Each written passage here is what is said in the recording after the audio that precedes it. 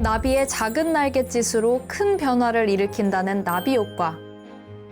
미세한 변화나 작은 사건이 나중에 예상하지 못한 엄청난 결과로 이어질 때 사용되는 말인데요.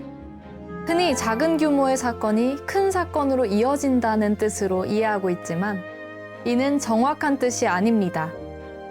오늘은 나비 효과가 어디서 유래되었고 어떤 의미인지 알아보려고 합니다. 나비 효과라는 말은 작가 레이 브래드버리가 1952년 출간한 소설 천둥소리에서 처음으로 등장했습니다. 이 책에서는 중생대의 나비 한 마리 때문에 미래의 대통령 선거 결과가 바뀌어 희대의 과격파 전체주의자가 당선된다는 설정이 나왔습니다. 이후 나비 효과의 개념은 1961년 기상학자 에드워드 노턴 로렌츠에 의해 처음으로 제시되었는데요. 로렌츠는 컴퓨터 시뮬레이션을 통해 근소한 입력치 차이가 완전히 다른 기후 패턴 결과를 만든다는 걸 발견했습니다. 로렌츠는 컴퓨터 시뮬레이션을 이용해 기상 변화를 예측하는 과정에서 초기 값인 0.50617 대신 소수점 이하를 일부 생략한 0.506을 입력했습니다. 0.000127의 아주 미세한 값의 차이인데 이는 전혀 다른 대기의 흐름을 묘사했고 시간이 지날수록 더 큰 차이를 만들었습니다.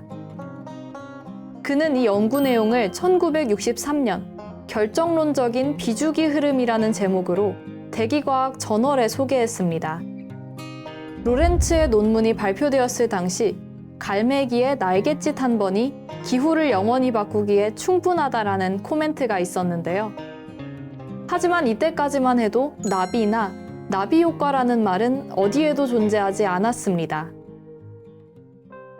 나비 효과라는 표현이 본격적으로 사용되기 시작한 건 로렌츠가 미국 과학부흥협회에서 강연한 1972년 이후부터였습니다. 이 강연의 제목은 브라질에 있는 나비의 날갯짓이 텍사스의 토네이도를 형성할 수 있을까? 였는데요. 이 제목에서 지금의 나비 효과가 유래했다고 할 수 있습니다. 이후 대중들에게도 어느 한 곳에서 일어난 작은 나비의 날갯짓은 뉴욕에 태풍을 일으킬 수 있다는 말이 알려졌고 지금까지도 우리는 흔히 사용하고 있습니다. 오늘날 나비 효과는 경제 상황을 말할 때도 대중문화를 설명할 때도 쓰입니다.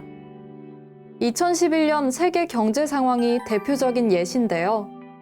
미국의 신용등급이 강등되자 그 여파로 한국을 비롯한 전 세계 주요국 주식시장에 빨간불이 들어오고 경제 성장률도 급락했습니다.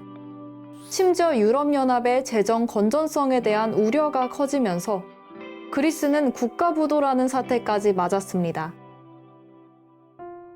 앞서 작은 규모의 사건이 나중에 큰 사건으로 이어진다는 건 나비 효과에 대한 오해라고 말했습니다. 다시 말해 나비 효과의 정확한 뜻은 초기의 작은 오차가 큰 오차를 만든다. 더 나아가 누구도 미래를 정확히 예측할 수 없다는 것을 가리킵니다. 나비와 토네이도만 생각하며 나비 효과의 뜻을 잘못 알고 있었다면 오늘이 나비 효과의 속성을 이해하는 시간이 되었길 바랍니다.